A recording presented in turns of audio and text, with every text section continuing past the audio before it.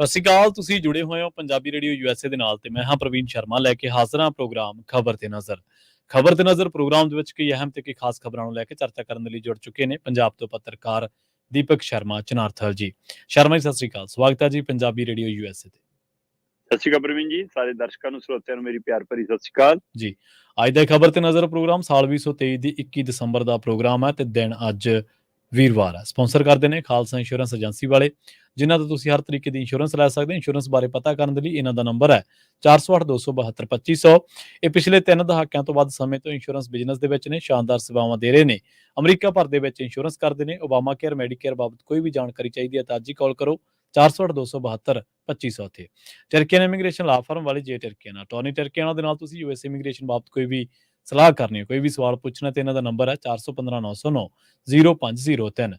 Gurdeep Singh Birdi Clovis, Satnam Singh Shergill Selma, Visalia family Fresno, Kabal Singh Fresno, Mandeep Singh, Sandeep Kaur San Jose, Gurpal Singh Sacramento ਤੇ ਸਰਬਜੀਤ ਸਿੰਘ ਸ਼ੁਕਰ ਤਰਲਕ ਤੋਂ। ਇਹਨਾਂ ਸਾਰੇ ਹੀ ਸਪਾਂਸਰਸ ਦਾ ਬਹੁਤ ਬਹੁਤ ਧੰਨਵਾਦ। ਤੇ ਜੇਕਰ ਤੁਸੀਂ ਵੀ ਪੰਜਾਬੀ ਰੇਡੀਓ ਯੂਐਸਏ ਦੇ ਇਹਨਾਂ ਪ੍ਰੋਗਰਾਮਾਂ ਨੂੰ ਸਪਾਂਸਰ ਕਰਨਾ ਚਾਹੁੰਦੇ ਹੋ ਤਾਂ ਸਟੂਡੀਓ ਦਾ ਨੰਬਰ ਹੈ 4082725200। ਪ੍ਰੋਗਰਾਮ ਖਬਰ ਤੇ ਨਜ਼ਰ ਨੂੰ ਤੁਸੀਂ ਇਸ ਵੇਲੇ ਸੁਣ ਰਹੇ ਹੋ AM FM ਸਟੇਸ਼ਨ ਦੇ ਨਾਲ ਰੇਡੀਓ ਸੈੱਟ ਤੇ, ਨੈਟ ਤੇ, mobile app, social media platforms, Facebook, YouTube ਤੇ ਸੁਣ ਰਹੇ ਹੋ, ਦੇਖ ਰਹੇ ਹੋ। ਸਾਰਿਆਂ ਦਾ ਹੀ ਪ੍ਰੋਗਰਾਮ ਖਬਰ ਤੇ ਨਜ਼ਰ ਦੇ ਵਿੱਚ ਸਵਾਗਤ ਹੈ। ਸ਼ਰਮਾ ਜੀ, ਖਬਰਾਂ ਦੇ ਵੱਲ ਆਈਏ। ਸ਼ੁਰੂਆਤ ਕਰੀਏ ਪੰਜਾਬ ਦੇ ਫੰਡਾਂ ਤੋਂ। ਕਹਿੰਦੇ ਪਹਿਲਾਂ ਪੰਜਾਬ ਦੇ ਫੰਡ ਰੋਕੇ ਤੇ ਹੁਣ ਤਾਂ ਕਰਜ਼ਾ ਵੀ ਰੋਕ ਲਿਆ। ਜੇਕਰ ਕਰਜ਼ਾ ਰੋਕ ਲਿਆ ਤੇ ਸਾਡੀ ਗੱਡੀ ਰੀੜੂ ਕਿਵੇਂ? ਬਿਲਕੁਲ ਪ੍ਰਵੀਨ ਜੀ, ਜਿੱਦਾਂ ਹੀ ਇਹ ਸੁਨੇਹਾ ਕੇਂਦਰ ਦੇ ਵਿੱਤ ਮੰਤਰਾਲੇ ਦਾ ਸੁਨੇਹਾ ਪੰਜਾਬ ਸਰਕਾਰ ਨੂੰ ਮਿਲਿਆ, ਪੰਜਾਬ ਦੇ ਵਿੱਤ ਵਿਭਾਗ ਨੂੰ ਮਿਲਿਆ, ਤੇ ਉਸ ਤੋਂ ਬਾਅਦ ਕਹਿੰਦੇ ਵਿਭਾਗ 'ਚ ਹਲਚਲ ਮਚੀ ਪਈ ਆ ਕਿ ਹੁਣ ਕਰਾਂਗੇ ਕੀ। ਜੀ, ਕੇਂਦਰ ਨੇ ਸਿੱਧੇ ਤੌਰ ਤੇ ਸਾਡੇ ਕਰਜ਼ੇ ਦੇ ਵਿੱਚ ਕਟੌਤੀ ਕਰਤੀ। ਕਰਜ਼ੇ ਦੇ ਵਿੱਚੋਂ ਕੱਟ ਮਾਰ ਦਿੱਤਾ ਗਿਆ। 2300 ਕਰੋੜ ਦਾ ਕਰਜ਼ਾ ਘਟਾਤਾ। ਕਹਿੰਦੇ ਕਟੌਤੀ ਕਰਤੀ ਕਿ ਇਹ ਨਹੀਂ ਲੈ ਸਕਦੇ ਤੁਸੀਂ, ਇਹ ਨਹੀਂ ਤੁਹਾਨੂੰ ਦੇਣਾ। ਠੀਕ ਹੈ। ਇਹ ਮਾਮਲਾ ਹੈਗਾ ਪਾਵਰਕਾਮ ਨਾਲ ਸੰਬੰਧਿਤ ਜੀ। ਕਹਿੰਦੇ ਜੀ ਪਾਵਰਕਾਮ ਦਾ ਵਿੱਤੀ ਘਾਟਾ ਜਿਹੜਾ ਵੱਧ ਕੇ ਮਤਲਬ 4700 ਕਰੋੜ ਦਾ ਹੋ ਗਿਆ ਇਸ ਵਰੇ 'ਚ। ਠੀਕ ਹੈ ਨਾ। ਇਸ ਲਈ ਕਹਿੰਦੇ ਜੀ ਕਿ ਇਹਦਾ ਘਾਟਾ ਕੱਲੇ ਕੇਂਦਰ ਕਿਉਂ ਚੱਲੇ। ਕਹਿੰਦੇ ਜੀ ਬਰਾਬਰ ਕਰ ਲਓ, 50% ਤੁਸੀਂ ਚੱਲੋ, 50% ਅਸੀਂ ਚੱਲਦੇ ਹਾਂ, ਇਸ ਲਈ 2300 ਕਰੋੜ ਨਹੀਂ ਅਸੀਂ ਦਿੰਦੇ। ਉਹ ਅੱਛਾ। ਸਾਲ ਦੀ ਇੱਕ ਲਿਮਟ ਹੁੰਦੀ ਆ ਪ੍ਰਵੀਨ ਜੀ। ਕੇਂਦਰ ਵੱਲੋਂ ਇੱਕ ਲਿਮਟ ਬਣਾਈ ਜਾਂਦੀ ਹੈ ਕਿ ਸੂਬੇ ਨੂੰ ਇੰਨਾ ਕਰਜ਼ਾ ਦੇਵਾਂਗੇ। ਪੰਜਾਬ ਦੀ 2023-24 ਦੀ ਜਿਹੜੀ ਲਿਮਟ ਹੈ ਉਹ 45,730 ਕਰੋੜ ਹੈ ਸਾਲ ਦੀ। ਜੀ 45,730 ਕਰੋੜ ਦੇ ਵਿੱਚੋਂ ਹੁਣ ਕਹਿੰਦੇ 2300 ਕਰੋੜ ਅਸੀਂ ਇਸ ਲਈ ਰੋਕ ਰਹੇ ਹਾਂ ਕਿਉਂਕਿ ਤੁਸੀਂ ਪਾਵਰਕਾਮ ਦਾ ਘਾਟਾ ਨਹੀਂ ਪੂਰਾ ਕਰ ਪਾ ਰਹੇ, ਤੁਹਾਡਾ ਉਹ ਘਾਟਾ ਵੱਧਦਾ ਜਾ ਰਿਹਾ। ਠੀਕ ਹੈ। ਜੇਕਰ ਇਹ ਪੱਖ ਦੇਖਿਆ ਜਾਵੇ ਤਾਂ ਇਹਦੇ ਵਿੱਚ ਅਹਿਮ ਪਹਿਲੂ ਹੈ ਕਿ ਪਿਛਲੇ ਸਮੇਂ ਪੈਨਸ਼ਨ ਵਾਲਾ ਜਿਹੜਾ ਮਾਮਲਾ ਸੀ, ਉਹ ਪੁਰਾਣੀ ਪੈਨਸ਼ਨ ਸਕੀਮ ਬਹਾਲੀ ਵਾਲਾ ਪੰਜਾਬ ਸਰਕਾਰ ਨੇ ਐਲਾਨ ਕਰਤਾ ਸੀ ਕਿ ਅਸੀਂ ਪੁਰਾਣੀ ਪੈਨਸ਼ਨ ਬਹਾਲ ਕਰਨ ਜਾ ਰਹੇ ਹਾਂ। ਤਾਂ ਉਸ ਮਾਮਲੇ 'ਚ ਵੀ 18,000 ਕਰੋੜ ਤੇ ਕੱਟ ਲਾਤਾ ਸੀ ਇੱਕ ਵਾਰ ਕੇਂਦਰ ਨੇ ਜੀ ਕਿ ਤੁਹਾਡਾ 18,000 ਕਰੋੜ ਅਸੀਂ ਨਹੀਂ ਦੇਵਾਂਗੇ, ਤੁਸੀਂ ਤਾਂ ਕੇਂਦਰ ਦੇ ਉਲਟ ਜਾ ਕੇ ਪੁਰਾਣੀ ਪੈਨਸ਼ਨ ਸਕੀਮਾਂ ਬਹਾਲ ਕਰੇ ਜਾਵੋ। ਤੇ ਫਿਰ ਉਹ ਲੰਬੀ ਚਰਚਾ ਤੋਂ ਬਾਅਦ, ਮੀਟਿੰਗਾਂ ਦਾ ਦੌਰ, ਅੰਕੜੇ, ਦਸਤਾਵੇਜ਼ੀ ਤੋਂ ਬਾਅਦ ਉਹ ਪੈਸੇ ਤਾਂ ਦੁਬਾਰਾ ਬਹਾਲ ਹੋ ਗਏ ਸੀ। ਪਰ ਅੱਜ ਦੀ ਤਰੀਕ 'ਚ ਸਿੱਧੇ ਰੂਪ 'ਚ ਜਿਹੜੇ ਸਾਡੇ ਹੱਕੀ ਫੰਡ ਨੇ ਉਹ ਕੇਂਦਰ ਰੋਕੀ ਬੈਠਾ, ਜਿਨ੍ਹਾਂ 'ਚ 5500 ਕਰੋੜ ਦਾ ਤਾਂ ਸਿੱਧਾ ਆਪਾਂ ਪਹਿਲਾਂ ਵੀ ਗੱਲ ਕਰ ਚੁੱਕੇ ਹਾਂ, ਪੇਂਡੂ ਵਿਕਾਸ ਫੰਡ ਦਾ ਹਵਾਲਾ ਖੜਾ, ਫਿਰ ਇਸੇ ਤਰ੍ਹਾਂ ਸਾਡਾ GST ਹੈ, ਫਿਰ ਹੋਰ ਕਿੰਨੇ ਤਰ੍ਹਾਂ ਦੇ ਫੰਡ ਨੇ ਜਿਹੜੇ ਕੇਂਦਰ ਦੇ ਹਵਾਲੇ ਅਜੇ ਵੀ ਖੜੇ ਨੇ। ਸੋ ਇਹ ਸਭ ਦੇ ਦਰਮਿਆਨ ਹੁਣ ਆਹ ਸੁਨੇਹਾ ਜਿੱਦਾਂ ਹੀ ਪੰਜਾਬ ਆਇਆ, ਇਹ ਚਰਨਜੀਤ ਭੁੱਲਰ ਨੇ ਪੂਰੇ ਅੰਕੜਿਆਂ ਦੇ ਨਾਲ ਵੀ ਰਿਪੋਰਟ ਸਾਹਮਣੇ ਰੱਖੀ ਆ। ਚਰਨਜੀਤ ਭੁੱਲਰ ਕਹਿੰਦੇ ਕਿ ਪੰਜਾਬ ਦੀ ਕਰਜ਼ਾ ਲੈਣ ਦੀ ਜਿਹੜੀ ਹੱਦ ਆ ਉਹਦੇ ਵਿੱਚੋਂ 2300 ਕਰੋੜ ਰੁਪਏ ਦੀ ਕਟੌਤੀ ਕੀਤੀ ਗਈ ਹੈ। ਕੇਂਦਰ ਦੇ ਵਿੱਤ ਮੰਤਰਾਲੇ ਨੇ ਇਹ ਕਹਿ ਕੇ ਕਿ ਪਾਵਰਕਾਮ ਦਾ ਸਾਲ 2022-23 ਵਾਲਾ ਜਿਹੜਾ 4700 ਕਰੋੜ ਦਾ ਵਿੱਤੀ ਘਾਟਾ ਹੈ, ਉਹ ਇਸ ਦੇ ਲਈ ਅਸੀਂ ਇਹ ਘਾਟਾ ਪੂਰਾ ਅਸੀਂ ਨਹੀਂ ਚੱਕਾਂਗੇ। ਘਾਟਾ 50% ਪੰਜਾਬ ਸਹਿਨ ਕਰੇ, 50% ਅਸੀਂ। ਇਸ ਲਈ ਅਸੀਂ 23-24 ਦੀ ਜਿਹੜੀ ਸੂਬੇ ਦੀ ਕਰਜ਼ੇ ਦੀ ਲਿਮਟ ਹੈ ਕੁੱਲ, ਉਹਦੇ ਵਿੱਚੋਂ 2300 ਕਰੋੜ ਅਸੀਂ ਕੱਟ ਰਹੇ ਹਾਂ। ਹੁਣ ਜੇਕਰ ਇਸ ਹਵਾਲੇ ਨਾਲ ਮੈਂ ਦੇਖਦਾ ਤਾਂ ਮੈਂ ਦੇਖ ਰਿਹਾ ਕਿ ਉਜਵਲ ਡਿਸਕੌਮ ਇੰਸ਼ੋਰੈਂਸ ਜਿਹੜੀ ਇੰਸ਼ੋਰੈਂਸ ਯੋਜਨਾ ਸੀਗੀ ਇਹਨਾਂ ਦੀ ਕੋਈ ਇੱਕ ਨਾ, ਉਹਦੇ ਵਿੱਚ ਵੀ ਪਾਵਰਕਾਮ ਦਾ 15,628 ਕਰੋੜ ਦਾ ਕਰਜ਼ਾ ਲਿਆ ਵਾ ਸੀ। ਤੇ ਜਦੋਂ ਕਿ 5210 ਕਰੋੜ ਦਾ ਕਰਜ਼ਾ ਕਹਿੰਦੇ ਸੂਬੇ ਦੀ ਗਰੰਟੀ ਜਿਹੜੇ ਬੌਂਡ ਹੁੰਦੇ ਨੇ ਉਹਨਾਂ ਦੇ ਤਹਿਤ ਲਿਆ ਗਿਆ ਸੀ। ਤੇ ਇਹਦੇ ਵਿੱਚ ਉਹ ਕਹਿੰਦੇ ਨੇ ਕਿ ਕੇਂਦਰ ਨੇ, ਪੰਜਾਬ ਨੇ ਫਿਰ ਕੇਂਦਰ ਨੂੰ ਜਵਾਬ ਭੇਜਿਆ। ਠੀਕ ਹੈ। ਉਹ ਕਹਿੰਦੇ ਜੀ ਪਾਵਰਕਾਮ ਦਾ ਘਾਟਾ ਤਾਂ ਤੁਹਾਨੂੰ ਦਿਖ ਗਿਆ, ਤੁਹਾਨੂੰ ਘਾਟੇ ਦੇ ਕਾਰਨ ਨਹੀਂ ਦਿਖੇ ਕਿ ਪਾਵਰਕਾਮ ਦਾ ਘਾਟਾ ਕੀ, ਉਹਦਾ ਹਵਾਲਾ ਦਿੱਤਾ ਉਹਨਾਂ ਨੇ। ਉਹ ਕਹਿੰਦੇ ਜੀ ਇਹਨਾਂ ਦੀ ਦਲੀਲ ਹੈ ਕਿ ਪਾਵਰਕੌਮ ਜਿਹੜਾ ਵਿੱਤੀ ਘਾਟਾ ਪਿਆ ਉਹ ਕੇਂਦਰ ਦੀ ਯੋਜਨਾ ਕਰਕੇ ਪਿਆ, ਜਿਹੜਾ ਕੇਂਦਰ ਨੇ ਕਿਹਾ ਜੀ ਕਿ ਵਿਦੇਸ਼ੀ ਕੋਲਾ ਖਰੀਦੋ। ਠੀਕ ਹੈ। ਤੇ ਜਦੋਂ ਸਾਨੂੰ ਕਹਿੰਦੇ ਵਿਦੇਸ਼ੀ ਕੋਲਾ ਖਰੀਦਣਾ ਪਿਆ, ਉਹਦੇ ਨਾਲ ਸਾਡੀ ਲਾਗਤ ਵੱਧ ਗਈ, ਤੈਅ ਲਾਗਤ ਤੋਂ ਉੱਪਰ ਚਲਾ ਗਿਆ ਸਾਡਾ ਖਰਚਾ, ਤੈਅ ਬਜਟ ਤੋਂ ਉੱਪਰ ਚਲਾ ਗਿਆ। ਇੱਕ ਪਹਿਲੂ ਇਹ ਹੈ ਜੀ। ਦੂਸਰਾ ਕਹਿੰਦੇ ਜੀ ਮਤਲਬ 3850 ਕਰੋੜੇ ਵਾਧੂ ਸਾਨੂੰ ਖਰਚਣਾ ਪੈ ਗਿਆ ਕੋਲਾ ਖਰੀਦਣ ਕਰਕੇ। ਦੂਸਰਾ ਉਹ ਕਹਿੰਦੇ ਜਿਹੜਾ 6ਵਾਂ ਪੇ ਕਮਿਸ਼ਨ ਕੇਂਦਰ ਨੇ ਲਾਗੂ ਕੀਤਾ, ਉਹਦੀਆਂ ਸਿਫਾਰਿਸ਼ਾਂ ਲਾਗੂ ਕਰਨ ਦੇ ਲਈ ਸਾਨੂੰ ਸਿੱਧਾ 1721 ਕਰੋੜ ਦਾ ਨਵਾਂ ਬੋਝ ਪੈ ਗਿਆ। ਇਸ ਲਈ ਫਿਰ ਕਹਿੰਦੇ ਤੀਸਰਾ ਅਹਿਮ ਪਹਿਲੂ ਇਹ ਹੈ ਕਿ ਪਿਛਲੇ 3 ਸਾਲਾਂ ਤੋਂ ਸਾਡੇ ਰੇਟ ਨਹੀਂ ਵਧੇ ਬਿਜਲੀ ਦੇ। ਹਾਂ, ਜਦੋਂ ਕਿ ਚੰਨੀ ਦੇ ਟਾਈਮ ਥੋੜੇ ਘਟੇ ਜ਼ਰੂਰ ਸੀ, ਕਹਿੰਦੇ ਵਧੇ ਨਹੀਂ। ਇਹ ਸਾਰੇ ਕਾਰਨ ਨੇ। ਕਹਿੰਦਾ ਕਿ ਜਿਹੜੀ ਤੁਸੀਂ ਹਰ ਘਰ ਨੂੰ 300 ਯੂਨਿਟ ਬਿਜਲੀ ਵਾਲੀ ਮੁਫਤ ਦਿੱਤੀ ਆ, ਉਹਦਾ ਹਵਾਲਾ ਕਦੋਂ ਦਓਗੇ? ਅੱਛਾ। ਉਹ ਕਹਿੰਦੇ ਉਹਦਾ ਹਵਾਲਾ ਵੀ ਸਾਨੂੰ ਦੱਸ ਦਿਓ ਕਿ ਉਹਦੇ ਨਾਲ ਕੀ ਫਰਕ ਪਿਆ। ਪ੍ਰਵੀਨ ਜੀ, ਜੇਕਰ ਉਹਦੇ ਹਵਾਲੇ ਦੀ ਗੱਲ ਕਰੀਏ ਤਾਂ ਅੱਜ ਦੀ ਤਰੀਕ ਦੇ ਵਿੱਚ ਆਪਾਂ ਬਹੁਤ ਪਹਿਲਾਂ ਇੱਕ ਦਿਨ ਪੂਰਾ ਦਰ ਕਰਜ਼ੇ ਦੇ ਹਵਾਲੇ ਨਾਲ ਗੱਲ ਕੀਤੀ ਸੀ। 20,000 ਕਰੋੜ ਦਾ ਸਾਲ ਦਾ ਸਾਡੇ ਤੇ ਸਬਸਿਡੀ ਦਾ ਬੋਝ ਪੈ ਗਿਆ ਨਵਾਂ। ਇਹ ਬੋਝ ਅਗਲੇ ਸਾਲ 21,000 ਕਰੋੜ ਤੋਂ ਉੱਪਰ ਚਲਾ ਜਾਣਾ, ਲਗਭਗ 21,163 ਕਰੋੜ ਹੋ ਜਾਣਾ ਜੀ। ਤੇ ਉਹ ਤੋਂ ਅਗਲੇ ਸਾਲ ਕਹਿੰਦੇ 24 ਤੱਕ ਜਾਂਦਾ ਇਹ 22,000 ਕਰੋੜ ਤੋਂ ਉੱਪਰ ਜਾ ਸਕਦਾ। ਜੀ। ਸੋ ਇਸ ਲਈ ਦਾ ਅਸਰ ਸਿੱਧਾ ਇਕੱਲੇ ਪਾਵਰਕੌਮ ਤੇ ਤਾਂ ਨਹੀਂ ਪੈਣਾ ਨਾ, ਪੰਜਾਬ ਦੇ ਖਜ਼ਾਨੇ ਤੇ ਵੀ ਤਾਂ ਨਾਲ ਪੈ ਰਿਹਾ ਨਾ। ਸੋ ਇਹ ਸਾਰੇ ਹਵਾਲਿਆਂ ਦੇ ਵਿੱਚ ਹੁਣ ਵਿਚਾਲੇ ਗੱਲ ਆ ਗਈ ਜੀ ਪਛਵਾੜਾ ਕੋਲਾ ਖਾਨ ਚਾਲੂ ਕਰਨ ਵਾਲਾ ਮਾਮਲਾ। ਠੀਕ ਹੈ। ਕਿਉਂ ਕਿੱਥੇ ਗਿਆ ਫਿਰ? ਸਾਰੇ ਵਰਤਾਰੇ ਦੇ ਵਿੱਚ ਨੁਕਸਾਨ ਝੱਲਣਾ ਪੈਣਾ ਪੰਜਾਬ ਨੂੰ, ਕਿਉਂਕਿ ਕਰਜ਼ੇ ਦੇ ਸਿਰ ਤੇ ਚੱਲ ਰਹੇ ਸੂਬੇ ਨੂੰ ਜੇ ਕਰਜ਼ਾ ਵੀ ਮਿਲਣੋਂ ਬੰਦ ਹੋ ਗਿਆ, ਬਿਲਕੁਲ ਕਟੌਤੀ ਹੋਣ ਲੱਗੀ, ਤਾਂ ਫਿਰ ਅਹਿਮ ਤੌਰ ਤੇ ਕਿਉਂਕਿ GST ਸਮੇਂ ਸਿਰ ਨਾ ਆਉਣ ਕਰਕੇ ਕੁਝ ਖੜੋਤ ਆ ਰਹੀ ਹੈ, ਕੁਝ ਖੜੋਤ ਸਾਡਾ ਪੇਂਡੂ ਵਿਕਾਸ ਫੰਡ ਰੁਕਿਆ ਉਹਦੇ ਕਾਰਨ ਖੜੀ ਹੈ, ਕੁਝ ਹੋਰ ਅਹਿਮ ਫੰਡ ਨੇ, ਕੁਝ ਸਾਨੂੰ ਬਣਦੇ ਜਿਹੜੇ ਸਾਡੇ ਵਿੱਤੀ ਹੱਕ ਮਿਲਣੇ ਚਾਹੀਦੇ ਸੀ ਸਰਹੱਦੀ ਸੂਬੇ ਕਰਕੇ, ਉਹਨਾਂ ਸਥਿਤੀਆਂ ਕਰਕੇ, ਜਾਂ ਸਾਡੇ ਜਦੋਂ ਮੰਨ ਲਓ ਪਿਛਲੇ ਦਿਨੀ ਹੜ੍ਹ ਆਏ ਜਾਂ ਕੁਛ ਆਏ ਉਹਦੇ ਕਾਰਨ, ਉਹ ਵੀ ਕੁਝ ਜਿਹੀਆਂ ਸਪੈਸ਼ਲ ਗ੍ਰਾਂਟਾਂ ਜਾਂ ਸਪੈਸ਼ਲ ਫੰਡ ਕੇਂਦਰ ਨੇ ਜਾਰੀ ਨਹੀਂ ਕੀਤੇ। ਪਰ ਹੁਣ ਆ ਕੇਂਦਰ ਨੇ 2300 ਕਰੋੜ ਦੀ ਕਟੌਤੀ ਲਾ ਕੇ ਪੰਜਾਬ ਨੂੰ ਇੱਕ ਨਵੀਂ ਮੁਸ਼ਕਲ ਚ ਪਾ ਦਿੱਤਾ ਹੈ। ਔਰ ਪੰਜਾਬ ਸਰਕਾਰ ਆਪਣੇ ਖਰਚੇ ਨਹੀਂ ਘਟਾ ਰਹੀ, ਆਪਣੇ VIP ਕਲਚਰ ਦੇ ਖਰਚਿਆਂ ਚ ਨਹੀਂ ਕਟੌਤੀ ਕੀਤੀ, ਪਿਛਲਿਆਂ ਨਾਲੋਂ ਵੱਧ ਗਈ, ਤੇ ਨਤੀਜਨ ਹੁਣ ਸਾਡੇ ਸਾਲਾਨਾ ਜਿਹੜਾ ਸਾਡਾ ਬਜਟ ਹੈ ਕਰਜ਼ੇ ਵਾਲਾ, ਉਹਦੇ ਵਿੱਚ ਕਟੌਤੀ ਹੋਣ ਲੱਗੀ ਹੈ। ਤੇ ਇਹ ਪੰਜਾਬ ਦੇ ਲਈ ਬਹੁਤ ਮੁਸ਼ਕਲ ਦੌਰ ਹੋਏਗੀ।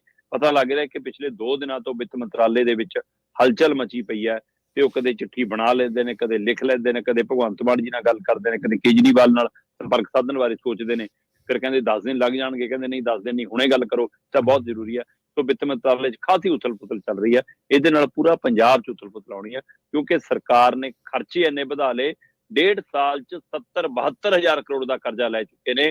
ਸੋ ਇਸ ਲਈ ਹਰ ਮਹੀਨੇ ਜਿਹੜਾ 4500 ਔਸਤਨ ਕਰਜ਼ਾ ਜਾ ਰਿਹਾ, 4500 ਕਰੋੜ ਦਾ, ਉਸ ਨੇ ਪੰਜਾਬ ਨੂੰ ਹੋਰ ਕਰਜ਼ਈ ਕੀਤਾ ਜਾ ਰਿਹਾ। ਤੇ ਇੱਧਰ ਕਹਿੰਦੇ ਜੀ ਕਿ ਹੁਣ ਕੇਂਦਰ ਨੇ ਕਹਿਤਾ ਕਿ ਅਸੀਂ ਨਹੀਂ ਕਰਜ਼ਾ ਵੀ ਆ ਦਿੰਦੇ, ਇਹ 'ਚ ਕਟੌਤੀ ਕਰਨੇ। ਇਹਦੇ ਨਾਲ ਪੰਜਾਬ ਦੀ ਪਾਵਰਕੌਮ ਦੀ ਸਥਿਤੀ ਵੀ ਤੇ ਸਮੁੱਚੇ ਪੰਜਾਬ ਦੀ ਸਥਿਤੀ ਵੀ ਕਾਫੀ ਦਿੱਕਤ ਭਰੀ ਹੋਊਗੀ। ਸ਼ਰਮਾ ਜੀ, ਚਲਾਉਣਾ ਤਾਂ ਘਰ ਔਖਾ ਹੋ ਜਾਂਦਾ ਜੇ ਕਿਤੇ 4 ਪਾਸੇ ਪੈਸੇ ਦੀ ਨਾ ਨੁੱਕਰ ਹੋ ਜਾਏ ਜਾਂ ਪੈਸਾ ਆਵੇ ਨਾ। ਇਹ ਤਾਂ ਫੇਅਰ ਸਟੇਟ ਹੈ, ਪਰ ਇੱਕ ਪਾਸੇ ਤੁਸੀਂ ਜਿਹੜੇ ਹਾਲਾਤਾਂ ਦਾ ਜ਼ਿਕਰ ਕੀਤਾ ਸੀ, ਇਹਨਾਂ 'ਚੋਂ ਲੰਘ ਰਹੇ ਆ, ਗੁਜ਼ਰ ਰਹੇ ਆ, ਤੇ ਦੂਜੇ ਪਾਸੇ ਤੁਸੀਂ ਦੱਸਿਆ ਸੀਗਾ ਕਿ ਅੱਜ ਕੱਲ੍ਹ ਸੁਪਰੀਮੋ ਸਾਹਿਬ 20 ਕਿਲੋਮੀਟਰ ਜਾਣ ਵਾਸਤੇ ਵੀ ਜਹਾਜ਼ ਚਾਹੀਦਾ। ਸੋ ਇਹ ਦੋਨੇ ਗੱਲਾਂ ਆਪਸ ਵਿੱਚ ਦੀ ਕੰਟਰਾਡਿਕਟ ਨੇ। ਵਿਭਾਗਾਂ ਦਾ ਫਿਕਰ ਤਾਂ ਤਨਖਾਹ ਪਾਉਣ ਦਾ ਹੋਇਆ ਪਿਆ ਜਿਸ ਹਿਸਾਬ ਦੇ ਨਾਲ ਤੁਸੀਂ ਦੱਸ ਰਹੇ ਹੋ, ਪਰ ਜਿਹੜੀ ਖਰਚੇ ਆ ਹਵਾਈ ਜਹਾਜ਼ਾਂ ਦੇ ਝੂਟੇ ਆ, ਉਹ ਉਵੇਂ ਹੀ ਜਾਰੀ ਨੇ, ਜਿਵੇਂ ਸਰਪਲਸ ਹੋਵੇ ਬਜਟ ਪੰਜਾਬ ਦਾ। ਜੀ, ਤੇ ਆਪਾਂ ਆਪਣੇ ਨਾ ਆਮ ਕਿਹਾ ਜਾਂਦਾ ਕਿ ਹੁਣ ਨਿਆਣੇ ਇੰਨੇ ਆਦੀ ਹੋ ਗਏ ਸਕੂਟਰ ਮੋਟਰਸਾਈਕਲ ਦੇ, ਕਿ ਘਰੋਂ ਦੁਕਾਨ ਤੱਕ ਵੀ ਜਾਣਾ ਹੋਵੇ ਤਾਂ ਵੀ ਐਕਟਿਵਾ ਚੱਕਦੇ ਨੇ, ਸਕੂਟਰ ਮੋਟਰਸਾਈਕਲ ਚੱਕਦੇ ਨੇ। ਤੇ ਕੇਜਰੀਵਾਲ ਲਈ ਹੁਣ ਪੰਜਾਬ ਦਾ ਚੌਪਰ, ਪੰਜਾਬ ਦਾ ਹੈਲੀਕਾਪਟਰ ਸਕੂਟਰ ਮੋਟਰਸਾਈਕਲ ਹੋ ਗਿਆ, ਜਿੱਦਣ ਜੀ ਕਰਦਾ ਚੱਕ ਕੇ ਚੜ ਜਾਂਦੇ। ਤਾਂ ਹੀ 20 ਕਿਲੋਮੀਟਰ ਦਾ ਸਫ਼ਰ ਵੀ ਹੈਲੀਕਾਪਟਰ 'ਚ ਕੀਤਾ। ਜੀ। ਹੁਣ ਦੇ ਨਿਆਣੇ ਸ਼ਰਮਾ ਜੀ, ਆਪਣੇ ਵਾਲਾ ਕੰਮ ਥੋੜਾ ਵੀ, ਸਾਈਕਲ ਵੀ ਨਹੀਂ ਮਿਲਦਾ ਸੀਗਾ, 11 ਨੰਬਰ ਜਿੰਦਾਬਾਦ, ਪੈਰਾਂ ਦੀ ਤੁਰਨਾ ਪੈਂਦਾ ਸੀ। ਜੀ, ਅਗਲੀ ਖਬਰ ਦੇ ਵੱਲ ਵਧੀਏ ਤੇ ਗੱਲ ਕਰੀਏ ਸੁਪਰੀਮੋ ਸਾਹਿਬ ਦੀ। ਤੇ ਕੇਜਰੀਵਾਲ ਦੀ ਸਾਧਨਾ ਜਾਰੀ ਹੈ, ਪਰ ਕਹਿੰਦੇ ਪਿੰਡਾਂ ਵਾਲਿਆਂ ਨੂੰ ਕਿਹਾ ਜਾ ਰਿਹਾ ਵੀ ਤੁਸੀਂ ਦੁੱਖ ਸੁੱਖ ਵੀ ਨਹੀਂ ਸਾਂਝਾ ਕਰ ਸਕਦੇ। ਪ੍ਰਵੀਨ ਜੀ, ਕਰ ਨਹੀਂ ਸਕਦੇ, ਕਰਨ ਦਿੱਤਾ ਨਹੀਂ ਗਿਆ ਜੀ। ਮਹਿਲਾਂ ਵਾਲੀ ਆਨੰਦਗੜ੍ਹ ਦੇ ਖੇਤਰ ਦੇ ਵਿੱਚ ਆਪਾਂ ਕੱਲ ਵਿਸਤਾਰਤ ਗੱਲ ਕਰਕੇ ਹਟਿਆ ਕਿ ਕਿਵੇਂ ਪੁਲਿਸ ਛਾਉਣੀ 'ਚ ਬਦਲਿਆ ਉਸ ਖੇਤਰ ਨੂੰ। 10 ਕਿਲੋਮੀਟਰ, ਫਿਰ 2 ਕਿਲੋਮੀਟਰ ਤਾਂ ਜਮਾ ਹੀ ਸੀਲ ਕੀਤਾ ਹੋਇਆ। ਹੂੰ ਤੇ ਉਹਦਾ ਸਭ ਤੋਂ ਜ਼ਿਆਦਾ ਭੁਗਤ ਭੋਗੀ ਬਣ ਰਹੇ ਨੇ ਮਹਿਲਾਂ ਵਾਲੀ ਆਨੰਦਗੜ੍ਹ ਪਿੰਡ ਦੇ ਵਾਸੀ। ਜੀ ਹੁਣ ਉਹ ਪਿੰਡ ਦੇ ਵਾਸੀ ਕਹਿੰਦੇ ਜੇ ਅਸੀਂ ਕੰਮ ਲਈ ਨਿਕਲਦੇ ਹਾਂ 4-4 ਨਾਕਿਆਂ ਤੇ ਪਹਿਲਾਂ ਜਵਾਬ ਦੇਣੇ ਪੈਂਦੇ ਆ। ਹੂੰ ਜੇ ਪਰਤ ਕੇ ਆਉਂਦੇ ਆ ਫੇਰ ਜਵਾਬ ਤਲਬੀ ਹੈ। ਸਮਾਂ ਖਰਾਬ ਅੱਡ ਹੈ, ਪੁੱਛ ਕੇ ਅੱਡ ਹੈ, ਖੱਜਲ ਖੁਆਰੀ ਅੱਡ ਹੈ, ਤੇ ਕੰਮਕਾਰ ਪ੍ਰਭਾਵਿਤ ਹੋ ਰਹੇ ਨੇ ਉਹ ਅੱਡ ਨੇ। ਜੀ ਤੇ ਇਹ ਸਭ ਦੇ ਦੁਆਲੇ ਕਹਿੰਦੇ ਜੀ ਕੇਜਰੀਵਾਲ ਜੀ ਦੀ ਸਾਧਨਾ ਅੰਦਰ ਸ਼ੁਰੂ ਹੋ ਗਈ, ਤੇ ਪਰ ਬਾਹਰ ਸਾਰਾ VIP ਅਮਲਾ ਫਾਲਾ ਬਾਹਰ ਖੜਾ। ਭਗਵੰਤ ਮਾਨ ਜੀ ਤਾਂ ਮੁੜ ਗਏ ਛੱਡ ਕੇ ਕੇਜਰੀਵਾਲ ਜੀ ਨੂੰ, ਮੰਤਰੀ ਸੰਤਰੀ ਤਾਂ ਮੁੜ ਗਏ, ਪਰ ਆਪਣੀ ਫੋਰਸ, ਆਪਣੀ ਪੁਲਿਸ, ਆਪਣੇ ਕਮਾਂਡੋ ਸਾਰਾ ਕੁਝ ਇੱਥੇ ਛੱਡ ਗਏ। ਕਹਿੰਦੇ ਜੀ ਉਹਨਾਂ ਨੇ ਸਾਰੀਆਂ 3-3 4-4 ਲੇਅਰ ਬਣਾ ਕੇ ਉਹਦੀ ਘੇਰਾਬੰਦੀ ਕੀਤੀ ਹੋਈ ਹੈ। ਪਿੰਡ ਵਾਲੇ ਨੇ ਜਾਣਾ ਤਾਂ ਕੋਈ ਪਿੰਡ ਦੇ ਵਾਸੀ ਹੋਣ ਦਾ ਸਬੂਤ ਨਾਲ ਰੱਖਣਾ ਪੈਂਦਾ। ਅੱਛਾ, ਕਿਹਾ ਮੈਂ ਇਸੇ ਪਿੰਡ ਦਾ ਵਾਸੀ ਹਾਂ ਜੀ, ਪਹਿਲਾਂ ਸਬੂਤ ਦਿਖਾਓ। ਤੇ ਆਲੇ ਦੁਆਲੇ ਦੇ ਕੋਈ ਵੀ ਪਿੰਡ ਦਾ ਬੰਦਾ, ਕੋਈ ਰਿਸ਼ਤੇਦਾਰ ਕਹਿੰਦੇ ਆ ਨਹੀਂ ਸਕਦਾ। ਸਥਿਤੀ ਇਹ ਹੋਈ ਕਿ ਮਹਿਲਾਂ ਵਾਲੀ ਆਨੰਦਗੜ੍ਹ ਪਿੰਡ ਦੇ ਵਿੱਚ ਪਿਛਲੇ ਦਿਨ ਇੱਕ ਮਰਗਤ ਹੋ ਗਈ। ਠੀਕ ਹੈ ਜੀ। ਤੇ ਉਹ ਮਰਗਤ ਦੇ ਅਫਸੋਸ ਦੇ ਲਈ ਸ਼ਹਿਰ ਵਾਸੀ, ਆਲੇ ਦੁਆਲੇ ਰਿਸ਼ਤੇਦਾਰ, ਲਾਗਲੇ ਪਿੰਡਾਂ ਦੇ ਬੰਦੇ, ਜਿਵੇਂ ਮਕਾਨ ਆਉਂਦੀ ਹੈ ਜਾਂ ਉਹ ਘਰੇ ਬੈਠਣ ਆਉਂਦੇ ਨੇ ਆਪਣੇ, ਉਵੇਂ ਜਦੋਂ ਆਉਂਦੇ ਸੀ ਤਾਂ ਨਾਕਿਆਂ ਤੋਂ ਮੋੜ ਦਿੰਦੇ ਸੀ। ਕਹਿੰਦੇ ਇਹ ਕੱਲ ਖਾਸੀ ਥਾਂ ਇਹ ਖਬਰ ਦੀ ਇਸ ਪਹਿਲੂ ਦੀ ਚਰਚਾ ਰਹੀ ਕਿ ਆਹ ਵਰਤਾਰਾ ਕੀ ਹੈ। ਤੇ ਪਿੰਡ ਵਾਲੇ ਕਹਿੰਦੇ ਅਸਾਂ ਸੁਣਿਆ ਸੀ ਕਿ ਆਮ ਆਦਮੀ ਪਾਰਟੀ ਦਾ ਸੁਪਰੀਮੋ ਆਇਆ ਇੱਥੇ, ਤੇ ਕਹਿੰਦੇ ਇਹ ਤਾਂ ਖਾਸ ਆਦਮੀ ਵਾਲਾ ਲੱਗਦਾ। ਤੇ ਕਹਿੰਦੇ ਸਾਡੇ ਹੁਣ ਦੁੱਖ ਸੁੱਖ ਵੀ ਨਹੀਂ ਅਸੀਂ ਵੰਡ ਸਕਦੇ। ਤੇ ਤੀਸਰਾ ਇੱਧਰ ਇਸੇ ਦਰਮਿਆਨ ਇਹਨਾਂ ਦੀ ਜਵਾਬ ਦੀ ਖੂਬ ਚਰਚਾ ਪ੍ਰਵੀਨ ਜੀ। ਆਪਾਂ ਕੱਲ ਦੱਸਿਆ ਸੀਗਾ ਕਿ ਇੱਥੇ ਆਉਣ ਤੋਂ ਪਹਿਲਾਂ ਉਹਨਾਂ ਨੇ ਆਪਣੇ ਵਕੀਲ ਰਾਹੀਂ ਚਿੱਠੀ ਤਿਆਰ ਕਰਾਈ ਆ, ਤੇ ਉਹ ਆਪ ਜਾਣ ਦੀ ਬਜਾਏ ਕੱਲ ਫਿਰ ਉਹ ਚਿੱਠੀ ਭੇਜੀ ਈਡੀ ਕੋਲ, ਤੇ ਈਡੀ ਨੂੰ ਜਿਹੜਾ ਜਵਾਬ ਦਿੱਤਾ, ਜੇ ਈਡੀ ਨੇ ਮੰਨ ਲਿਆ ਜੀ ਫਿਰ ਤਾਂ ਮਸਲਾ ਹੱਲ ਹੋ ਗਿਆ। ਹੁਣ ਕੇਜਰੀਵਾਲ ਜੀ ਕਹਿੰਦੇ ਮੈਂ ਇੱਕ ਖੁੱਲੀ ਕਿਤਾਬ ਵਰਗਾ, ਮੈਂ ਸਪਸ਼ਟ ਹਾਂ, ਮੈਂ ਨਿਰਪੱਖ ਹਾਂ, ਤੇ ਮੈਂ ਪੂਰਨ ਇਮਾਨਦਾਰ ਹਾਂ। ਮੇਰੀ ਕਿਸ ਗੱਲ ਦੀ ਜਾਂਚ ਕਰਨੀ ਹੈ ਜੀ ਕਹਿੰਦੇ ਤੁਸੀਂ, ਤੇ ਇਹ ਤੁਹਾਡਾ ਜਿਹੜਾ ਸੰਮਣ ਹੈ ਇਹ ਗੈਰ ਕਾਨੂੰਨੀ ਹੈ, ਗੈਰ ਸੰਵਿਧਾਨਕ ਹੈ, ਗੈਰ ਵਾਜਬ ਹੈ। ਇਸ ਲਈ ਕਹਿੰਦੇ ਜੀ ਮੇਰਾ ਆਉਣ ਦਾ ਮਤਲਬ ਹੀ ਨਹੀਂ ਬਣਦਾ। ਸੋ ਜੇ ਮਤਲਬ ਕਿ ਉਹਨਾਂ ਨੂੰ ਇਹ ਪਤਾ ਲੱਗਦਾ ਕਿ ਵਿਅਕਤੀ ਦਾ ਜੀਵਨ ਪਾਰਦਰਸ਼ੀ ਹੈ, ਜਿਵੇਂ ਉਹਨਾਂ ਨੇ ਕਿਹਾ ਉਹ ਚਿੱਠੀ 'ਚ, ਜਿਵੇਂ ਉਹਨਾਂ ਨੇ ਕਿਹਾ ਕਿ ਵਿਅਕਤੀ ਤਾਂ ਬਹੁਤ ਇਮਾਨਦਾਰ ਹੈ, ਫਿਰ ਈਡੀ ਨੂੰ ਪੁੱਛ ਗਿੱਛ ਦੀ ਕੀ ਲੋੜ ਹੈ ਜੀ।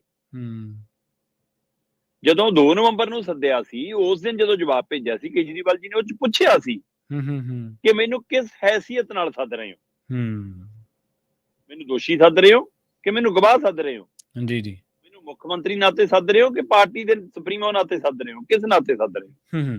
ਤੇ ਹੁਣ ਉਹ ਕਹਿੰਦੇ ਜੀ ਮੈਨੂੰ ਸੱਦਣ ਦਾ ਮਤਲਬ ਕੀ ਬਣਦਾ ਤੁਹਾਡਾ ਜੀ, ਬੰਦੇ ਨੂੰ ਸੱਦੋਗੇ ਤੁਸੀਂ, ਸਮਣ ਭੇਜੋਗੇ ਤੁਸੀਂ ਤਾਂ ਤੰਗ ਕਰਦੇ ਹੋ ਜੀ ਕਹਿੰਦੇ। ਅੱਛਾ, ਮਤਲਬ ਪੰਜਾਬ ਦੀ ਵਿਜੀਲੈਂਸ ਕਿਸੇ ਨੂੰ ਵੀ ਸੰਮਣ ਭੇਜੇ ਤਾਂ ਵੀ ਅਸੀਂ ਇਮਾਨਦਾਰ। ਹਾਂ ਬਿਲਕੁਲ, ਜੇ ਸਾਨੂੰ ਕੋਈ ਸੰਮਣ ਭੇਜੇ ਤਾਂ ਵੀ ਅਸੀਂ ਇਮਾਨਦਾਰ। ਪੁਲਿਸ ਤਾਂ ਭਲਾਵਾਂ ਤੜਕੇ 4 ਵਜੇ ਚੱਕ ਲੈ। ਹਾਂ, ਮੈਂ ਕਹਿੰਦਾ ਉਹਨਾਂ ਦੇ ਉੱਤੇ ਜਾਂਚ ਹੋਣੀ ਚਾਹੀਦੀ ਸੀ, ਪੰਜਾਬ ਮੰਗਦਾ ਸੀ। ਸਹੀ, ਇਹਨਾਂ ਦੀ ਜਾਂਚ ਤੁਸੀਂ ਕਰ ਰਹੇ ਹੋ ਨਾ, ਜਾਂਚ ਹੋਣੀ ਚਾਹੀਦੀ ਸੀ ਜੀ ਜੀ। ਪਰ ਖਹਿਰੇ ਵਰਗਾ ਵਰਤਾਰਾ, ਨਵੰਬਰ ਨੂੰ ਰੋਕਣ ਵਾਲੇ ਵਰਤਾਰੇ ਕਿ ਲੋਕ ਉੱਥੇ ਨਾ ਜਾਣ ਗੱਲ ਕਰਨ, ਜੀ ਜੀ, ਪੁਲਿਸ ਦੇ ਢੰਗ ਤਰੀਕੇ ਕਿਹੜੇ ਸੀ, ਇਹ ਕਿਹੜੇ ਵਾਜਬ ਨੇ ਜੀ, ਕਿਹੜੇ ਕਾਨੂੰਨ ਦੇ ਦਾਇਰੇ 'ਚ ਨੇ ਜੀ। ਤੇ ਹੁਣ ਕੇਜਰੀਵਾਲ ਜੀ ਕਹਿੰਦੇ ਆਪਾਂ ਤਾਂ 10 ਦਿਨ ਪੰਜਾਬ ਦੇ ਸਹਾਰੇ ਕਿਲੇ ਆਨੰਦਗੜ੍ਹ ਦੇ ਅੰਦਰ ਇੱਕ ਵਿਪਾਸਨਾ ਸੈਂਟਰ 'ਚ ਬੈਠੇ ਆ, ਬਾਹਰ ਪੰਜਾਬ ਸਰਕਾਰ ਜਾਣੇ, ਪੰਜਾਬ ਪੁਲਿਸ ਜਾਣੇ, ਤੇ ਆਪਾਂ ਚਿੱਠੀ ਲਿਖ ਕੇ ਦੇ ਆਏ, ਜੇ ਈਡੀ ਆਊਗੀ ਤਾਂ ਪੰਜਾਬ ਸਰਕਾਰ ਆਪੇ ਰੋਕੂਗੀ, ਨਹੀਂ ਤਾਂ 10 ਦਿਨ ਬਾਅਦ ਦੇਖਦੇ ਹਾਂ ਕੀ ਹੁੰਦਾ। ਪਰ ਹੁਣ ਕਹਿੰਦੇ ਪਤਾ ਲੱਗ ਰਿਹਾ ਜੀ ਕਿ ਕੇਜਰੀਵਾਲ ਜੀ ਦਾ ਇੰਤਜ਼ਾਰ ਹੋਊਗਾ, ਠੀਕ ਹੈ, ਇੰਤਜ਼ਾਰ ਤੋਂ ਬਾਅਦ ਕਾਰਵਾਈ ਹੋਊਗੀ। ਹੁਣ ਇਹਨਾਂ ਦੇ ਜਵਾਬ ਤੋਂ ਕਿੰਨੀ ਕੁ ਤਸੱਲੀ ਪ੍ਰਗਟਾਉਂਦਾ ਈਡੀ, ਜਾਂ ਅਗਲੇ ਸੰਮਣ ਦੀ ਤਿਆਰੀ ਆਉਂਦੀ ਹੈ, ਕਦੋਂ ਆਉਂਦੀ ਹੈ, ਕੀ ਆਉਂਦੀ ਹੈ, ਇਸ ਨੂੰ ਲੈ ਕੇ ਹੈ। ਪਰ ਇਹਨਾਂ ਦੀ ਤਾਂ ਸਕੂਨ ਵਾਲੇ 10 ਦਿਨ ਲੰਘ ਜਾਣੇ, ਪਰ ਪਿੰਡ ਵਾਲੇ, ਆਲੇ ਦੁਆਲੇ ਦੇ ਪਿੰਡ ਵਾਲਿਆਂ ਦੇ, ਉਹਨਾਂ ਦਾ ਸਕੂਨ ਖਤਮ ਹੈ ਜੀ। ਉਹਨਾਂ ਦੇ ਸਕੂਨ ਦੀ ਹੁਣ ਇੱਥੇ ਮਨੁੱਖੀ ਅਧਿਕਾਰ ਕਿੱਥੇ ਹੈ ਜੀ ਫਿਰ? ਸਕੂਨ ਦਾ ਕੀ, ਉਹਨਾਂ ਨੂੰ ਸਕੂਨ ਦੀ ਜ਼ਿੰਦਗੀ ਜੀਣ ਦਾ ਹੱਕ ਨਹੀਂ? ਉਹਨਾਂ ਦਾ ਕੀ ਗੁਨਾਹ ਹੈ ਕਿ ਜੇ ਉਸ ਪਿੰਡ 'ਚ ਰਹਿੰਦੇ ਆ ਜੀ ਜਿੱਥੇ ਆ ਕੇ ਸੈਂਟਰ ਖੁੱਲ ਗਿਆ ਜੀ। ਤੇ ਜਿਹੜੇ ਸੈਂਟਰ ਵਾਲੇ ਕਹਿੰਦੇ ਅਸੀਂ ਸਕੂਨ ਦੇਣ ਦਾ ਕੰਮ ਕਰਦੇ ਆ, ਉਹਨਾਂ ਨੂੰ ਪੁੱਛੋ ਕਿ ਤੁਹਾਡੇ ਕਾਰਨ ਜੇ ਸੈਂਕੜਿਆਂ ਲੋਕਾਂ ਦਾ, ਹਜ਼ਾਰਾਂ ਲੋਕਾਂ ਦਾ ਸਕੂਨ ਖਤਮ ਹੁੰਦਾ ਤਾਂ ਫਿਰ ਤੁਹਾਡੀ ਆਹ ਸਾਧਨਾ ਦਾ ਕਾਹਦਾ ਫਾਇਦਾ ਜੀ? ਜੀ, ਇਸ ਲਈ ਪਖੰਡਬਾਜ਼ ਹੈ ਜਾਂ ਇਹ ਈਡੀ ਤੋਂ ਡਰ ਕੇ ਲੁਕਣ ਦਾ ਅੱਡ ਹੈ। ਜੀ ਜੀ, ਬਿਲਕੁਲ ਬਿਲਕੁਲ। ਕੱਲ ਤੁਸੀਂ ਬੜੇ ਸੋਹਣੇ ਤਰੀਕੇ ਨਾਲ ਉਹਦਾ ਬਿਰਤਾਂਤ ਸਾਰਾ ਦੱਸਿਆ ਸੀਗਾ ਵੀ ਕਿਵੇਂ ਉਹਨਾਂ ਦੀ ਪ੍ਰਵੀਨ ਫੀਲਿੰਗ ਜੀ ਆ ਵੀ। ਪ੍ਰਵੀਨ ਜੀ ਤੁਹਾਡੇ ਉਸ ਬਤਾਨ ਤੋਂ ਬਾਅਦ ਮੈਨੂੰ ਕਈ ਸਾਥੀਆਂ ਦੇ ਫੋਨ ਆਏ ਅੱਛਾ। ਤੇ ਇੱਕ ਦੋ ਨੇ ਤਾਂ ਸ਼ਾਇਦ ਥੋਤੋਂ ਹੀ ਨੰਬਰ ਲੈ ਕੇ ਸੰਪਰਕ ਸਾਧੇ ਸੀਗੇ। ਹੂੰ।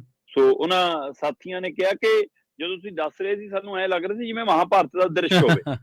ਹਾਂਜੀ ਜਿਵੇਂ ਕੁਝ ਤੁਸੀਂ ਉਹ ਕਹਿੰਦੇ ਦੱਸਿਆ ਕਿ ਵੀ ਪਹਿਲਾਂ ਆਹ ਲੇਅਰ, ਫਿਰ ਆਹ ਲੇਅਰ, ਫਿਰ ਆਹ ਲੇਅਰ। ਹਾਂ, ਕੁਝ ਕਹਿੰਦੇ ਜੀ ਸਾਨੂੰ ਐ ਲੱਗਿਆ ਜਿਵੇਂ ਬਾਹੂਬਲੀ ਫਿਲਮ ਚੱਲ ਰਹੀ ਹੋਵੇ। ਹਾਂਜੀ ਬਿਲਕੁਲ ਸੋ ਇਹ ਰਾਜਨੀਤਿਕ ਸਿਆਸਤਦਾਨ ਐਂ ਸਮਝ ਰਹੇ ਨੇ ਕਿ ਪੰਜਾਬ ਨੂੰ ਅਸੀਂ ਐਂ ਵਰਤ ਲਾਂਗੇ।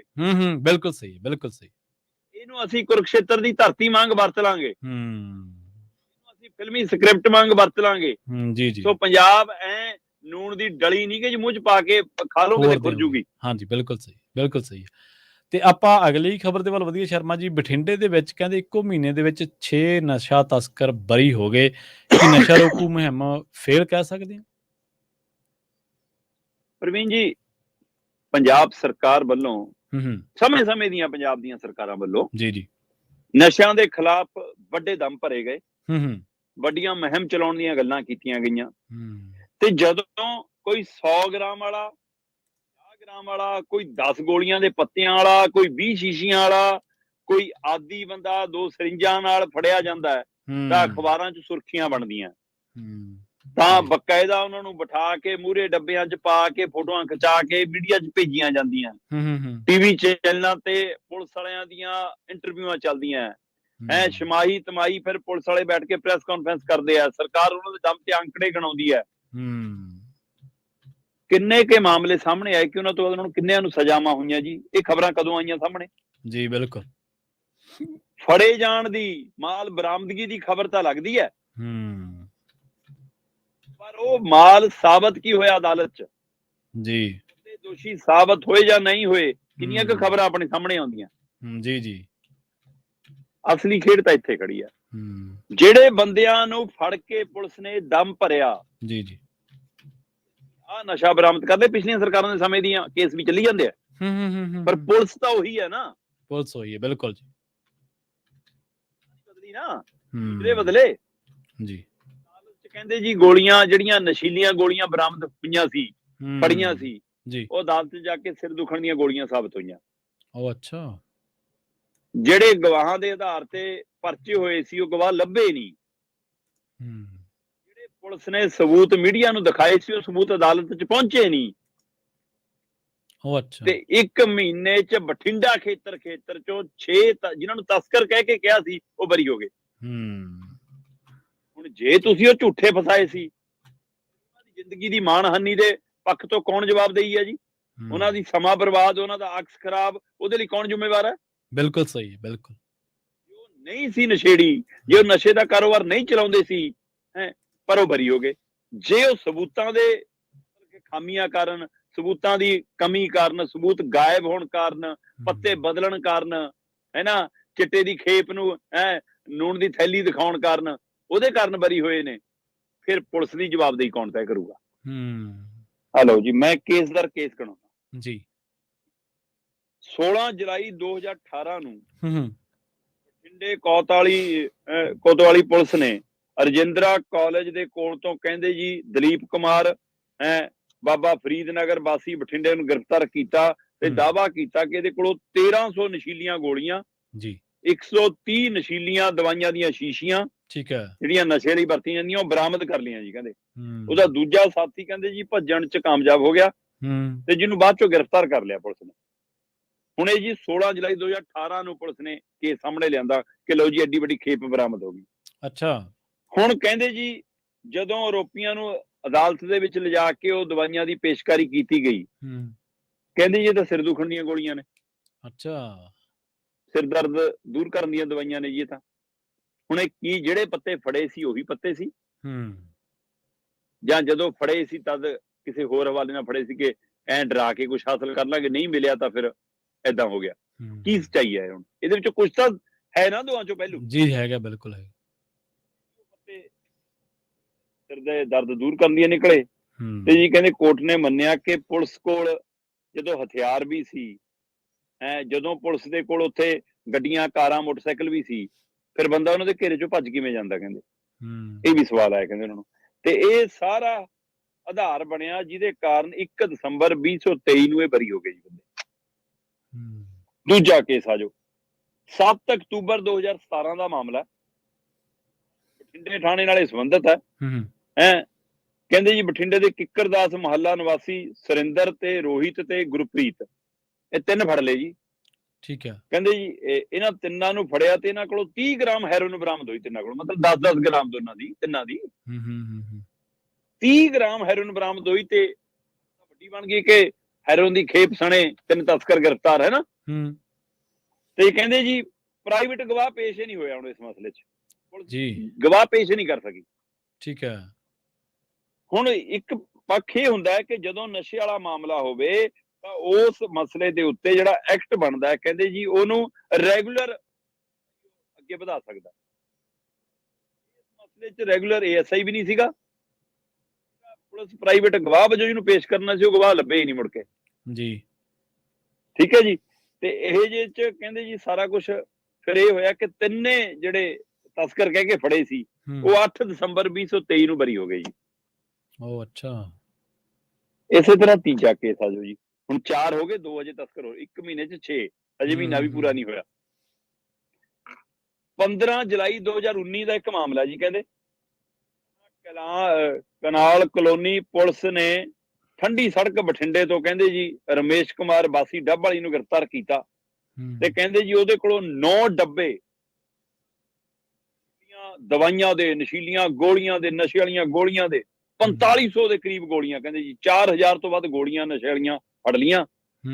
ਤੇ ਜੀ ਪੁਲਿਸ ਨੇ ਬਿਆਨ ਦਰਜ ਕਰ ਲਿਆ ਤੇ ਜੀ ਕਹਿੰਦੇ ਅਦਾਲਤ 'ਚ ਲਿਆਂਦਾ। ਅਦਾਲਤ ਦਾ ਤੇ ਪੁਲਿਸ ਦਾ ਬਿਆਨ ਨਹੀਂ ਮਿਲਿਆ। ਫਿਰ ਜਿਹੜੀ ਫੜੀ ਜਾਂਦੀ ਹੈ ਖੇਪ, ਉਸ ਨੂੰ ਜਾਂਚ ਲਈ ਲੈਬ 'ਚ ਭੇਜਿਆ ਜਾਂਦਾ, ਲੈਬੋਰਟਰੀ 'ਚ ਭੇਜਿਆ ਜਾਂਦਾ। ਠੀਕ ਹੈ ਜੀ।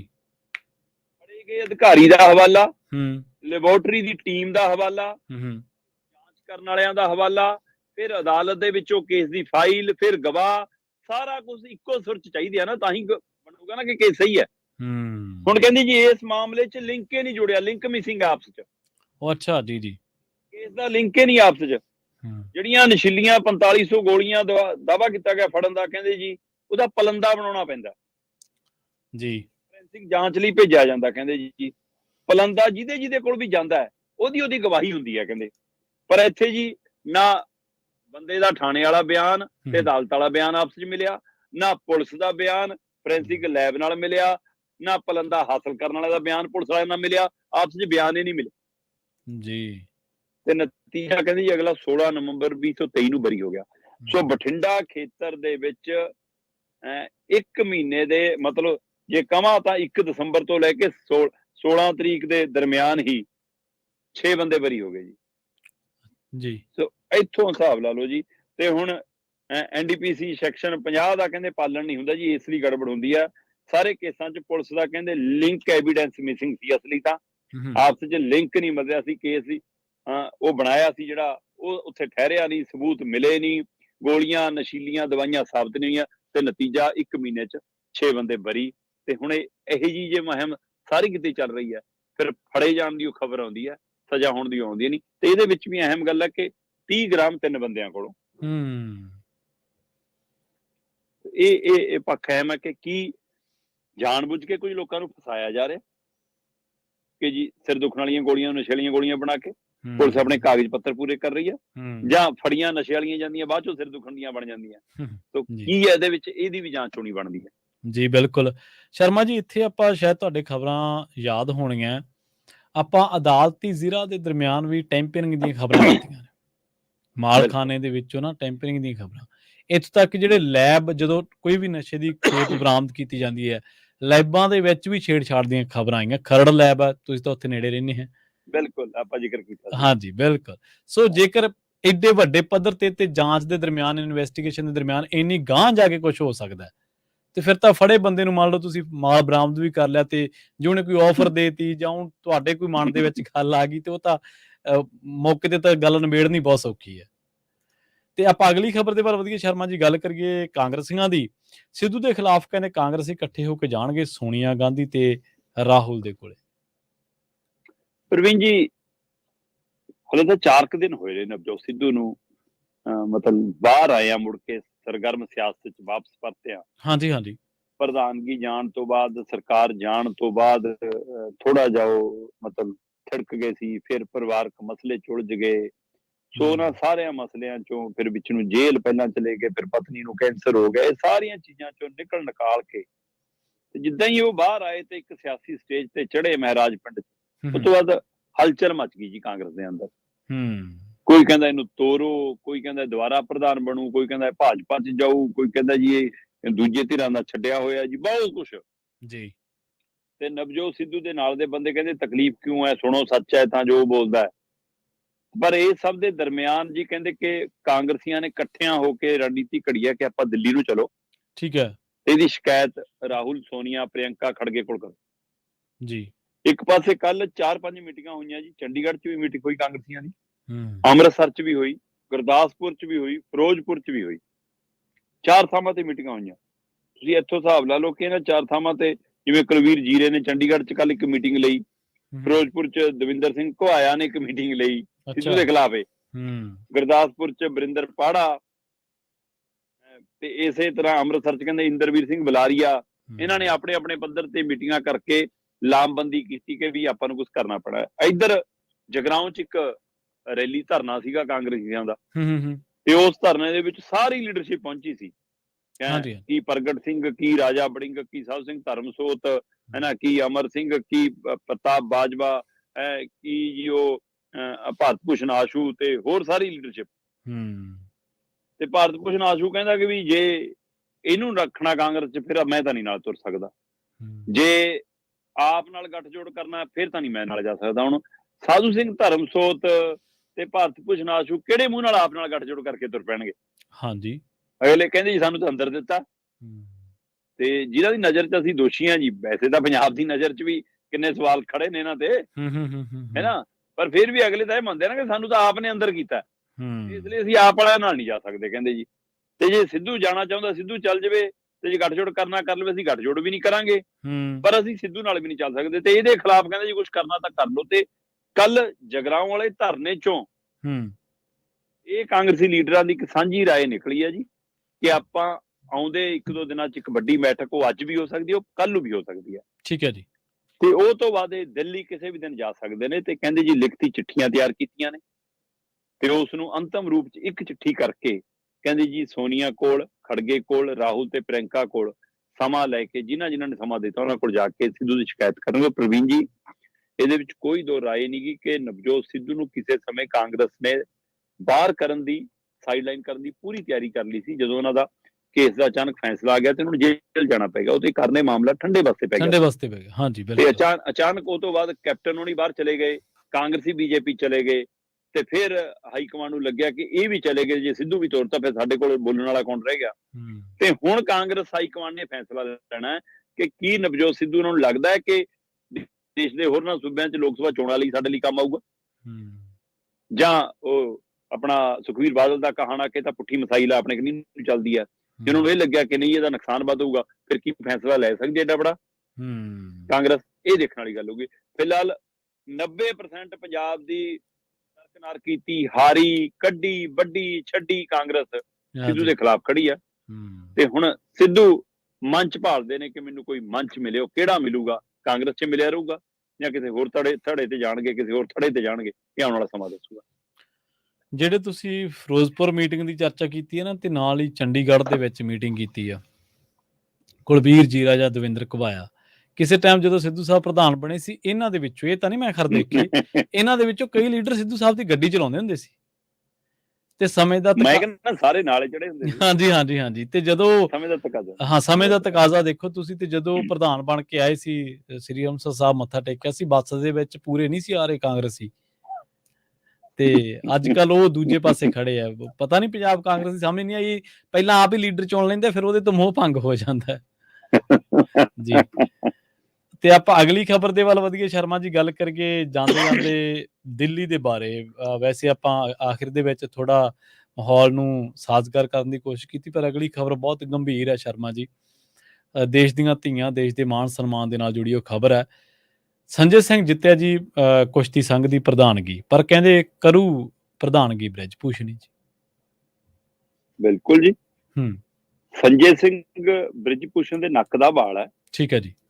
ਉਹ ਤੋਂ ਬਿਨਾਂ ਪੁੱਛਣ ਡਿੰਗ ਨਹੀਂ ਪੁੱਟ ਸਕਦਾ। ਹੂੰ, ਤੇ ਜਿਹੜੀਆਂ ਧਿਰਾਂ ਬ੍ਰਿਜ ਭੂਸ਼ਣ ਦੀ ਟੀਮ ਦੇ ਖਿਲਾਫ ਲੜੀਆਂ, ਹੂੰ, ਉਹਨਾਂ ਦਾ ਸਪਸ਼ਟ ਕਹਿਣਾ ਕਿ ਇਹ ਬ੍ਰਿਜ ਭੂਸ਼ਣ ਦਾ ਬਿਜ਼ਨਸ ਪਾਰਟਨਰ ਹੈ, ਜੀ। ਉਹਦੇ ਕਾਰੋਬਾਰੀ 'ਚ ਸਾਂਝ ਹੈ।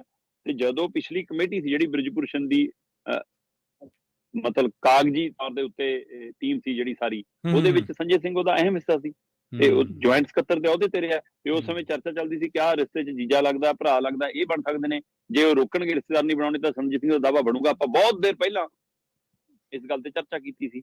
ਔਰ ਸੰਜੇ ਸਿੰਘ ਪ੍ਰਧਾਨ ਜਿੱਤਿਆ, ਠੀਕ ਹੈ, 40 ਵੋਟਾਂ ਲੈ ਗਿਆ ਉਹ ਵਿਰੋਧੀ ਧਿਰ ਦੀ ਉਮੀਦਵਾਰ ਦੇ ਸਾਹਮਣੇ। ਵਿਰੋਧੀ ਧਿਰ ਬੇਸ਼ੱਕ ਇੱਕ ਵਾਈਸ ਪ੍ਰਧਾਨ ਤੇ ਜਨਰਲ ਸਕੱਤਰ ਜਿੱਤਣ 'ਚ ਕਾਮਯਾਬ ਹੋ ਗਈ, ਪਰ ਕੁੱਲ ਸੀਟਾਂ ਤਾਂ ਮਤਲਬ ਕਿ ਬ੍ਰਿਜ ਭੂਸ਼ਣ ਦੀ ਟੀਮ ਜਿੱਤ ਗਈ। ਸੋ ਸੰਜੇ ਸਿੰਘ ਹੋਣੀ ਜਦੋਂ ਜਿੱਤੇ ਤਾਂ ਉਹਦੇ ਨਾਲ ਇਹ ਸਪਸ਼ਟ ਹੋ ਗਿਆ ਕਿ ਇਹ ਸੰਜੇ ਸਿੰਘ ਨਹੀਂ ਜਿੱਤੇ, ਬ੍ਰਿਜ ਭੂਸ਼ਣ ਜਿੱਤੇ ਨੇ। ਬਕਾਇਦਾ ਹਾਰ, ਸਵਾਗਤ, ਵਧਾਈਆਂ ਜਿਵੇਂ ਬ੍ਰਿਜ ਭੂਸ਼ਣ ਨੂੰ ਦਿੱਤੀਆਂ ਗਈਆਂ, ਚੋਰ ਚੋਰ ਮਸੇਰੇ ਭਰਾ। ਤੇ ਕਹਿੰਦੇ ਜੀ ਬ੍ਰਿਜ ਭੂਸ਼ਣ ਦੇ ਘਰ ਦੇ ਬਾਹਰ ਤਖਤੀ ਲਾਈ ਗਈ, ਇੱਕ ਦਬਦਬਾ ਸੀ, ਦਬਦਬਾ ਹੈ, ਦਬਦਬਾ ਰਹੇਗਾ। ਮਤਲਬ ਇਹ ਕਿਹਨਾਂ ਨੂੰ ਦਿਖਾਉਣਾ ਚਾਹੁੰਦੇ ਸੀ? ਜਿਨ੍ਹਾਂ ਨੇ ਭਾਰਤ ਲਈ ਮੈਡਲ ਜਿੱਤੇ, ਜਿਹੜੇ ਪਹਿਲਵਾਨਾਂ ਨੇ ਭਾਰਤ ਦਾ ਤਿਰੰਗਾ ਉੱਚਾ ਕਰਕੇ ਲਹਿਰਾਇਆ। ਅੱਜ ਉਹ ਭਾਰਤ ਵਿਰੋਧੀ ਨੇ, ਅੱਜ ਉਹ ਦੇਸ਼ ਧਰੋਹੀ ਨੇ, ਅੱਜ ਉਹ ਸਵਾਲ ਕਰਦੇ ਨੇ। ਤੇ ਉਹਨਾਂ ਨਾਲ ਵਾਅਦਾ ਕੀਤਾ ਸੀ ਕੇਂਦਰ ਨੇ ਜੀ, ਇਹਨਾਂ ਫੈਡਰੇਸ਼ਨ ਦੀਆਂ ਚੋਣਾਂ 'ਚ ਬ੍ਰਿਜ ਭੂਸ਼ਣ ਨੂੰ, ਬ੍ਰਿਜ ਭੂਸ਼ਣ ਦੇ ਰਿਸ਼ਤੇਦਾਰਾਂ ਨੂੰ ਤੇ ਉਹਦੇ ਨੇੜਲਿਆਂ ਨੂੰ ਕਿਸੇ ਨੂੰ ਨਹੀਂ ਤਾਰਾਂਗੇ। ਸਾਕਸ਼ੀ ਮਲਿਕ ਜੀ, ਭਾਰਤ ਦੀ ਧੀ, ਜਿਹਨੇ ਭਾਰਤ ਦਾ ਮਾਣ ਇੰਨਾ ਵਧਾਇਆ, ਨਾਲ ਪੁਨੀਆ ਹੋਰੀ ਹੈ ਨਾ, ਉਹ ਸਾਰੀਆਂ ਬਾਕੀ ਬੱਚੀਆਂ, ਤੇ ਉਹ ਸਾਰੀਆਂ ਕਹਿੰਦੀਆਂ ਅਸੀਂ ਅਮਿਤ ਸ਼ਾਹ ਨੂੰ ਮਿਲ ਕੇ ਨਾਮ ਤੱਕ ਦੱਸ ਕੇ ਆਏ ਸੀ। ਹਾਂਜੀ ਹਾਂਜੀ, ਬਿਲਕੁਲ। ਕਰਤੂਤਾਂ ਦੇ ਵੀ ਬੱਚੀਆਂ ਨਾਲ, ਉਹਨਾਂ ਬੱਚੀਆਂ ਨਾਲ ਜਿਨ੍ਹਾਂ ਨਾਲ ਜੋ ਵਧੀਕੀਆਂ ਹੋਈਆਂ, ਛੇੜਖਾਨੀਆਂ ਹੋਈਆਂ, ਉਹਨਾਂ ਬੱਚੀਆਂ ਤੱਕ ਦੇ ਨਾਮ ਦੱਸ ਕੇ ਆਏ ਸੀ ਕਿ ਆਹ ਕੁਛ ਹੋਇਆ ਜੀ ਇਹਨਾਂ ਨਾਲ। ਕਹਿੰਦੇ ਉਹਦੇ ਬਾਵਜੂਦ ਵੀ ਜੇ ਸੁਣਵਾਈ ਨਹੀਂ, ਫਿਰ ਇਨਸਾਫ ਦੀ ਆਸ ਕਿੱਥੋਂ ਰੱਖੀਏ? ਤੇ ਪ੍ਰਵੀਨ ਜੀ, ਇਹ ਤੋਂ ਬਾਅਦ ਕਹਿਣ ਲਈ ਕੁਛ ਨਹੀਂ ਬਚਦਾ ਕਿ ਜਦੋਂ ਆਪਣੇ ਜੁੱਤੇ ਤਾਰ ਕੇ ਮੇਜ਼ ਤੇ ਰੱਖਣੇ ਪੈ ਜਾਣ ਭਾਰਤ ਦੀ ਇੱਕ ਧੀ ਨੂੰ, ਤੇ ਕਹੇ ਕਿ ਆਹ ਪਏ ਨੇ ਜੁੱਤੇ। ਤੇ ਇਹ ਹੁਣ ਬ੍ਰਿਜ ਭੂਸ਼ਣ ਦੇ ਲਈ ਇਹ ਤੋਂ ਵੱਡੀ ਚਪੇੜ ਨਹੀਂ ਹੋ ਸਕਦੀ ਸੀ, ਪਰ ਕਹਿੰਦਾ ਜੀ ਦਬਦਬਾ ਸਾਡਾ ਹੀ ਚੱਲੂਗਾ। ਜੀ ਜੀ, ਬਿਲਕੁਲ। ਸੋ ਉਹਨਾਂ ਤੁਸੀਂ ਸ਼ਾਇਦ ਪ੍ਰੈਸ ਕਾਨਫਰੰਸ ਦੇਖੀ ਹੋਣੀ ਸ਼ਰਮਾ ਜੀ, ਜਿਹਦੇ ਵਿੱਚ ਉਹ ਬੱਚੀ ਜਿਹੜੀ ਆ, ਉਹ ਸਾਕਸ਼ੀ ਮਲਿਕ, ਉਹ ਜੁੱਤੇ ਆਪਦੇ ਤਾਂ ਰੱਖ ਦਿੰਦੇ ਜਿਹੜੇ ਮੈਦਾਨ ਦੇ ਵਿੱਚ ਪਾ ਕੇ ਜਾਂਦੇ, ਜਿਨ੍ਹਾਂ ਜੁੱਤਿਆਂ ਦੇ ਸਹਾਰੇ ਉਹਨਾਂ ਨੇ ਗੋਲਡ ਮੈਡਲ ਜਿੱਤੇ ਨੇ। ਹਾਂਜੀ। ਤੇ ਤੁਹਾਨੂੰ ਯਾਦ ਹੋਣਾ, ਇੱਕ ਵੈਸੇ ਆਪਾਂ ਚਰਚਾ ਗੱਲਾਂ ਦੇ ਵਿੱਚ ਕੀਤੀ ਸੀ ਛੋਟੀ ਜੀ, ਕਿ ਜਗਦੀਪ ਧਨਖੜ ਜਿਹੜੇ ਕਿ ਜਿਨ੍ਹਾਂ ਦੀ ਉਹ ਮਮਿਕਰੀ ਨੂੰ ਜੋੜਿਆ ਜਾ ਰਿਹਾ ਜਾਟਾਂ ਦੇ ਨਾਲ, ਜਾਟਾਂ ਦੇ ਮਾਣ ਸਨਮਾਨ ਦੇ ਨਾਲ। ਜਾਟਾਂ ਦੀਆਂ ਬੱਚੀਆਂ ਨੂੰ ਪੁਲਿਸ ਧੂ ਕੇ ਖਿੱਚ ਕੇ ਗੱਡੀਆਂ ਸਿੱਟਦੀ ਰਹੀ, ਉੱਥੇ ਨਹੀਂ ਮਾਣ ਸਨਮਾਨ ਇਹਨਾਂ ਨੂੰ ਯਾਦ ਆਇਆ। ਤੇ ਹੁਣ ਜੇ ਜਗਦੀਪ ਧਨਖੜ ਦੀ ਮਮਿਕਰੀ ਕਰਤੀ ਤੇ ਹੁਣ ਇਹਨਾਂ ਨੂੰ ਮਾਣ ਸਨਮਾਨ ਯਾਦ ਆ ਜੀ। ਸ਼ਰਮਾ ਜੀ ਨਾਲ ਖਾਸ ਖਬਰਾਂ ਤੇ ਖਾਸ ਜਾਣਕਾਰੀਆਂ ਦੇ ਲਈ ਤੁਹਾਡਾ ਬਹੁਤ ਬਹੁਤ ਧੰਨਵਾਦ ਜੀ। ਬਹੁਤ ਸ਼ੁਕਰੀਆ ਜੀ। ਪ੍ਰੋਗਰਾਮ ਖਬਰ ਤੇ ਨਜ਼ਰ ਨੂੰ ਆਪਾਂ ਇੱਥੇ ਹੀ ਸਮਾਪਤ ਕਰਾਂਗੇ। ਮੈਨੂੰ ਪ੍ਰਵੀਨ ਸ਼ਰਮਾ ਨੂੰ ਇੱਥੇ ਦਿਓ ਇਜਾਜ਼ਤ। ਜੁੜੇ ਰਹੋ ਪੰਜਾਬੀ ਰੇਡੀਓ USA ਦੇ ਨਾਲ। ਬਹੁਤ ਬਹੁਤ ਧੰਨਵਾਦ। ਸਤਿ ਸ਼੍ਰੀ ਅਕਾਲ।